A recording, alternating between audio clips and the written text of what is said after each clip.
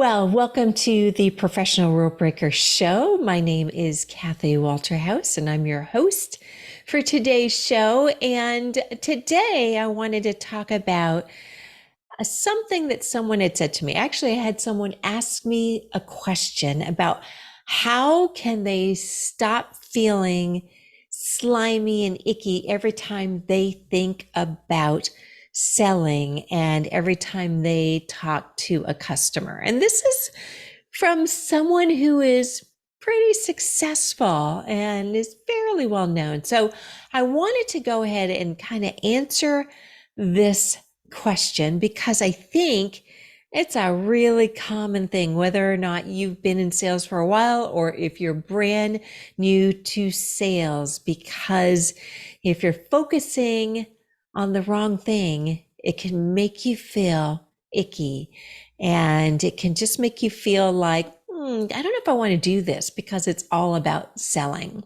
And it really makes it hard to close deals and, of course, reach whatever sales target that you have set up.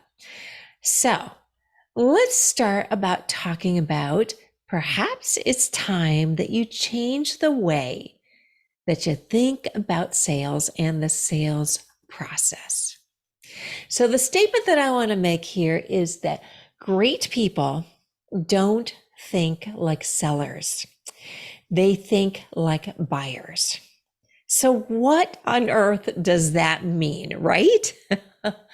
So when you think like buyers, you're basically putting yourself in the position of the buyer. It's making you have almost what I would call an about face, and you shift your mindset and you shift your approach.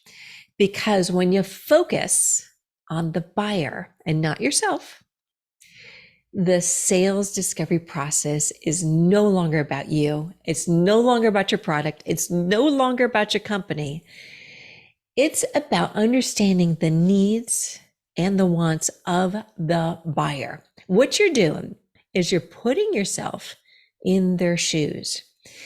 And, to truly understand the buyer, you have to think and feel like how they feel. What motivates them? What is causing pain for them? What are their goals? Where do they want to be? Why are they not happy where they are? That's something that is so important.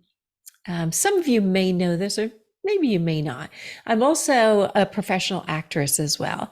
And I have to tell you, this kind of reminds me a little bit of putting yourself in the character's shoes and becoming that character. Once you do that in a scene, all of a sudden it's not about memorizing the lines. It's almost like the lines come out because it's what would that person be saying in that situation.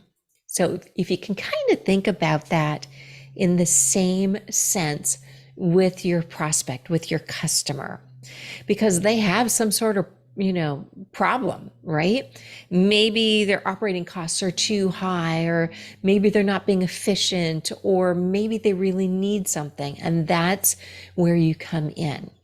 So again, put yourself in their shoes, and you have to understand the emotional and all the logical factors that drive their decision making.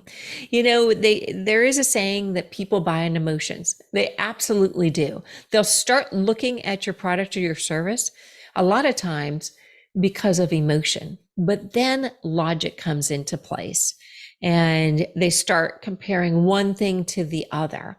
So it's really important for you to understand, where is your prospect in that at that moment, and where do they need to be, both in the emotional side and the logical side, so that they will understand that the thing that you offer is the best thing for them. And just so you know, if it's not the best thing for them, one of the best things that you can do is you can just point them to somebody else, because guess what?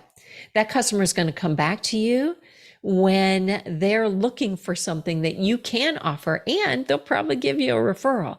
So both of those things are a win-win. Okay. Then, of course, you have to gather information, right? You got to gather it through questioning, through observing, not only just, how they're answering you, but what's their body language if you're lucky enough to be in the room with them or maybe on Zoom.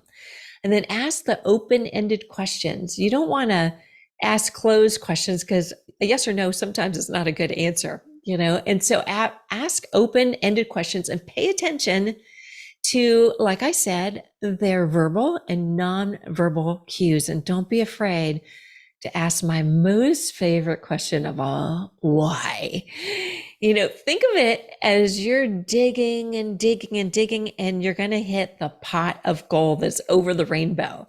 So the information that you gather will help you tailor the approach to your customer and help also move them closer to making a decision.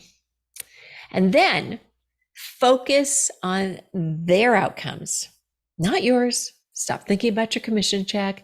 Stop thinking about, what it is that you're going to get out of this.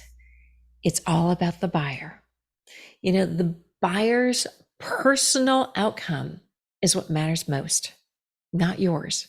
And if you focus like that whole slimy, the icky, the yuckiness of selling, I'm going to tell you right now, will go away. And if you're one of these individuals that gets really scared before you're, selling, if you use this approach, this also away all of your fears.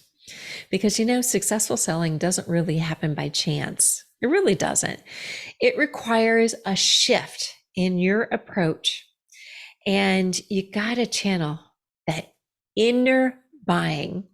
And then you're going to be, if you channel the inner buying and you know their emotions, you know what they're thinking, you know their information, you're going to be really better equipped to understand and tailor your pitch of what it is that you're selling to them better. So if you think about all these steps that I just put into place, I can guarantee to you, it's going to get rid of the yuck in selling, and it's going to get rid of the shakiness, scaredness of selling. And like I said, great salespeople, they don't think like sellers. They think like buyers. So if you want more information on this topic, reach out to me. I can be found at theprofessionalrulebreaker.com. I hope that this show was helpful to you. And if you like what you heard, please give us 5 stars. And I personally read every single review. So again, thanks for joining us at The Professional Rule Breaker.